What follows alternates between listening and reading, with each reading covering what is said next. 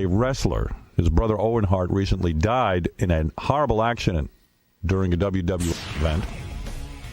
One of these flying stunts. But Bret continues to wrestle. I would think that Bret might think twice about it. But they come from a whole wrestling family. Their father was a wrestler. Father was a wrestler. And how you doing? This is Bret Hart, everybody. Hey, Bret. How you doing? Bret. Hey, man. Sorry to hear about your brother, by the way. Thank you. Yeah. Thinking of him. Were you close with your brother?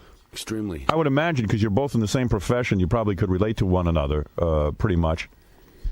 But do you? I know the family is suing the WWE, but you're not part of the suit. No, just the in a case like that, only the wife and kids. and the mother and the father are actually the ones that can do any kind of suing. But you support the suit? Absolutely, yeah. Yeah, because you feel that they could have made the conditions safer, or is that just something that's sort of one of those fluke things? Do you think that it was really their fault, or do you think it was one of those fluke things where, I don't know, just everything goes wrong that night? Who the hell knows? I don't know. Who knows? I think what it comes down to is, it's one of those. It's like an accident, right? Hard to place blame. Still somebody's fault, right? Yeah.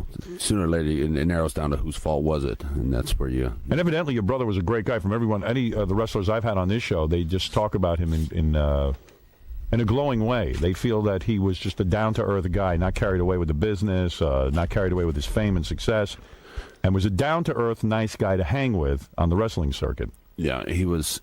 I can't think of a better guy. He was such a great guy on the road. He was, and he was a great family guy. Right. And he had an unbelievable sense of humor. He was so funny to be around all the time. So he was never one of those kind of guys that you didn't you didn't look forward to having him around. You always liked being around. He was the best practical joker I ever met. I mean, he was just such a funny guy all the time, and he had a very subtle, kind of approach to pulling pranks and stuff. Where no one ever knew he set it up, kind of thing. And then you just see, you'd be pulling out of a gas station and two guys would be fighting, kind of thing. Right. He's a fun guy to hang with. He was a master, yes. Yeah, and it's kind of weird too, because I know a couple of the wrestlers, and they just said that a lot of the guys on the circuit can be real scumbags, like in any business. The people are jerks, but he was just one of those guys people like to hang with.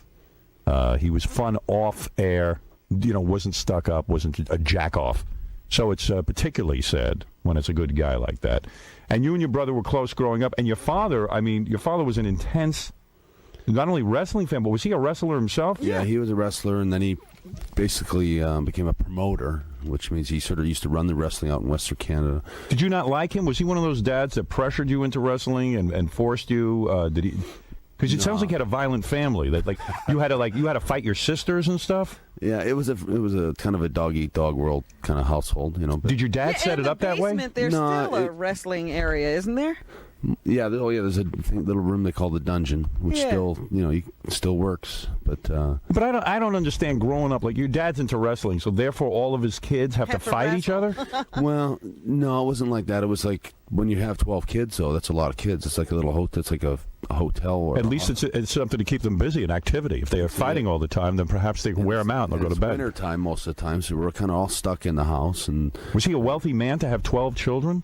No, I mean, I think there was an illusion there where people thought we were wealthy. Like, for example, we had a big limousine that used to drive us to school. Oh, really? But when you really think about it, he only bought a limousine, which is an old, beat-up old limousine. Which are a lot cheaper than... What are you going to put 12 kids in it? That's true. They didn't have a lot of vans and stuff like that I remember in those days. But I think we grew up, there was 5 boys to start with. There was a lot of squabbling and fighting, and usually ended up wrestling, which is relatively safe. And then there was girls. And then for me...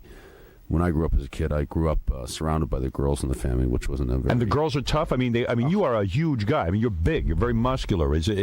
I would think a fight with you, the girls would get pretty, bruised up. Well, they could hold their own. You do not get along with your sisters now, do you? I get along with a couple of them. Right. Some of them you hate. Well, maybe it was set up that way. In a group of 12 people, there's always going to be somebody out on the outs. Yeah, that's the truth. Putting one fire out, and then you're moving to another. Yeah. Right. So you get along with some of your siblings. Yeah, and it moves around all the time. But your father was a violent man? I mean, angry man? No, but very very well, he could have a short fuse. Yeah, because I read something where somebody said that your dad would there was some delivery guy or something he didn't like, and he put him in a wrestling hold for hours, like a choke hold or something. He likes to put people to sleep, I think. Yeah, didn't he put him to... There's a funny story, but my dad's actually a really compassionate guy. Right. You had to catch him on the right day, but there was a time when I was a kid when it was about 2 or 3 in the morning. I guess somebody tried to steal. My dad lived further out in the city than like he lived a few miles out of town. Yeah.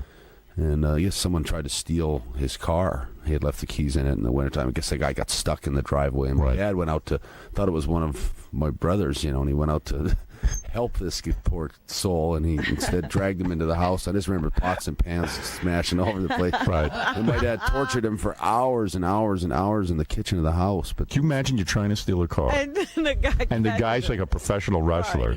He catches you. Rather than calling the police, he just takes you into the kitchen. Yeah, the guy has a place called the Dungeon. Yeah, wrestles you, and then puts you in a sleeper hold for hours. I mean, you'd rather go to the police, wouldn't you? Yeah, it was brutal. I was scared to death. I thought it was one of my brothers, and then I found out after that it wasn't.